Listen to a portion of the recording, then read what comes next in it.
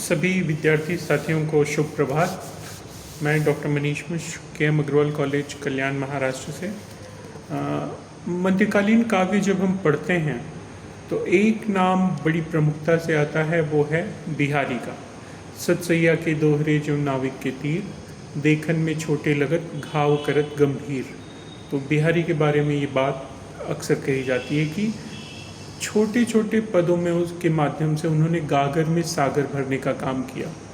उसका अर्थ सौंदर्य जो है कई कई परतों में खुलता है।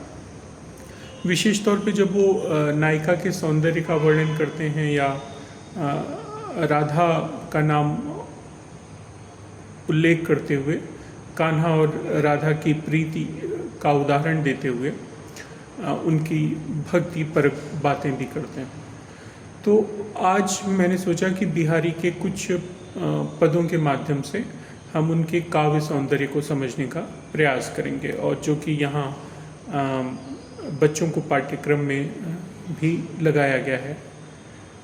देखें, पहला पद इनका, मेरी भव बाधा हरो राधा नागरी सोई, जा तन की छाई परे श्याम हरित दुति होई। अब ये पद जो है वो सीधे सीधे राधा रानी को संबोधित करते हैं और कहते हैं कि हे राधा, आप मेरी जो भवबाधा है, मेरी जो तमाम परेशानियां हैं, आप उनको हरो, अर्थात उनका आप निवारण करो।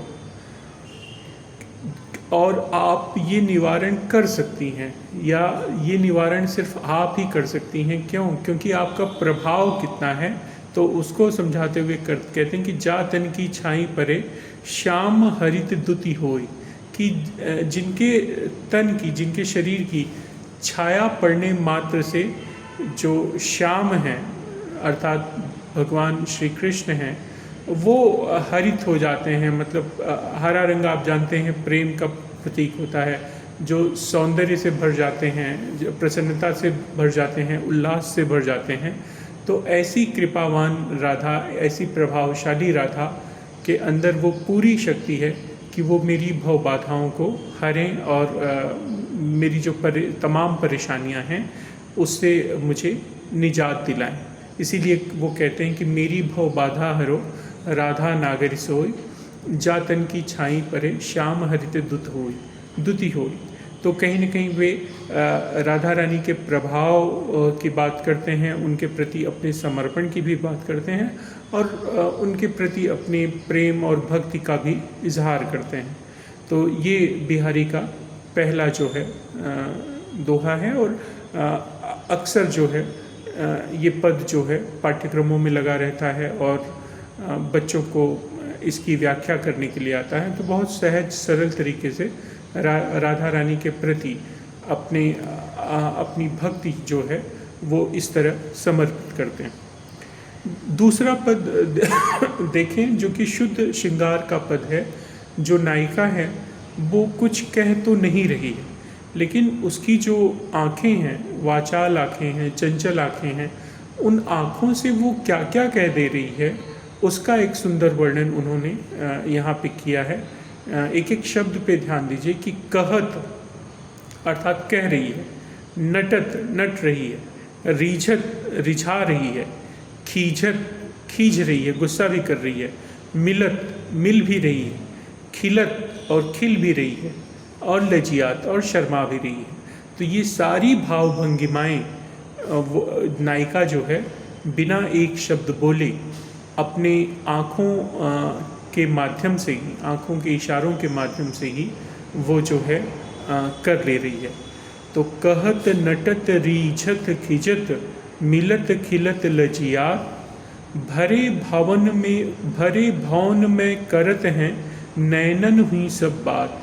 और जो भवन भरा हुआ है, जहाँ पे बहुत सारे लोग हैं, वहाँ पे उस नायिका को शब्दों से कुछ कहने की ज़रूरत नहीं पड़ रही है, क्योंकि अब वह अपनी जो आँखें हैं, उन आँखों से ही जो है ये सारे भाव जो है प्रकट कर दे रही है नायक के लिए।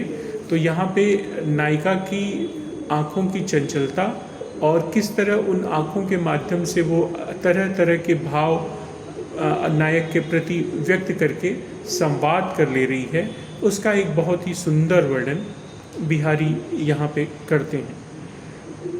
अगला पद देखें। कागद पर लिखत न बनत, कहत संदेश लजात, कही है सब तेरव हियो, मेरे हिय की बात।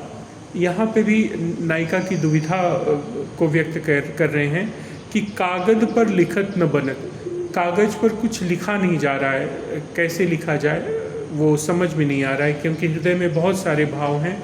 उन सारे भावों को शब्दों में ढालना और फिर उन्हें कागज पर उतारना वो संभव सा नहीं लग रहा है नायिका के लिए। वो कह रही है कि कागज पे लिख नहीं पा रही है। कहत संदेश उलझात, और अपना संदेशा, अपने मन की व्यथा, अपने मन की पीर किसी से संदेशे के माध्यम से कहलवाना, पहुंचवाना, ऐसा करने में उसे लज्जा आ रही है, शर्म आ रही है। तो ना तो वो लिख के दे पा रही है, ना ही वो संदेशा किसी से कह पा रही है। तो ऐसे में फिर एक दिल से दूसरे दिल तक जो बात है, एक हृदय के जो भाव हैं दूसरे हृदय तक कैसे पहुँचेंगे, उसको अगली पंक्तियों में बिहारी स्पष्ट करते हैं कि कहीं है सब तेरव हियो, मेरे हिय की बात।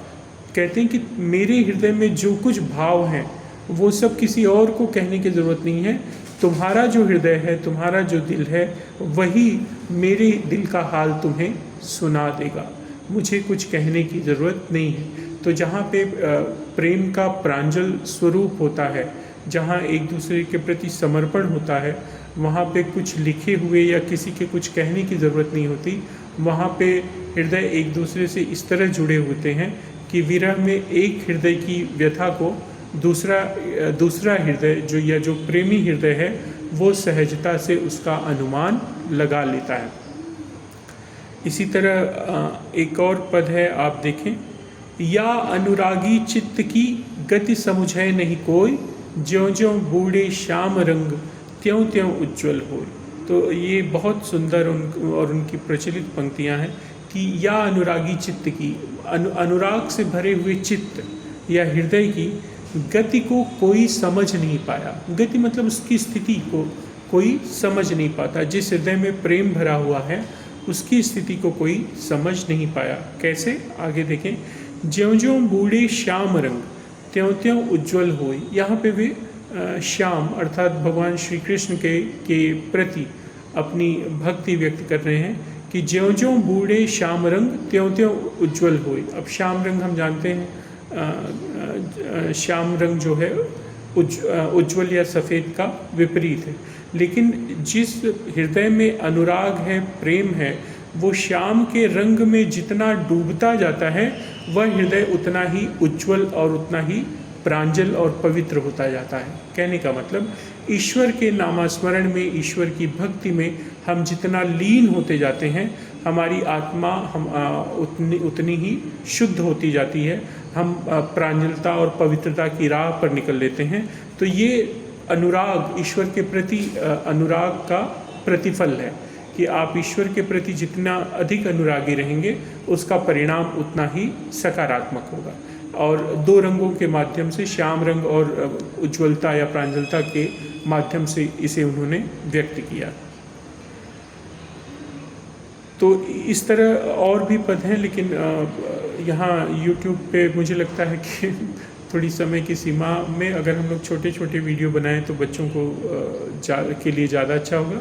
तो बिहारी के कुछ दोहे मैंने आप लोगों के साथ साझा किया, जिससे आपको एक उनकी लेखनी के बारे में एक परिचय मिलेगा कि किस तरह के वो पद लिखते थे। वो भक्ति भी लिख रहे हैं, श्रृंगार भी लिख रहे हैं, लेकिन भक्ति के पद यदा कदा इधर उधर छुटपुट रूप में मिल जाते हैं, लेकिन उनका जो मूल स्वर है वो श्रृंगार का है, नायिका वर्णन का है, नक्षिक वर्णन का है। और बिहारी इसीलिए जाने गए, दरबारी कवि रहे, तो दरबारों में इस तरह की चीज़ें वो प्रस्तुत करते थे। तो आज हमने बिहारी की चर्चा की। अगले वीडियो में हम किसी और कवि की कुछ पदों के माध्यम से उनकी लेखन की शैली और स्थितियों को समझने का प्रयास करेंगे। बहुत बहुत धन्यवाद।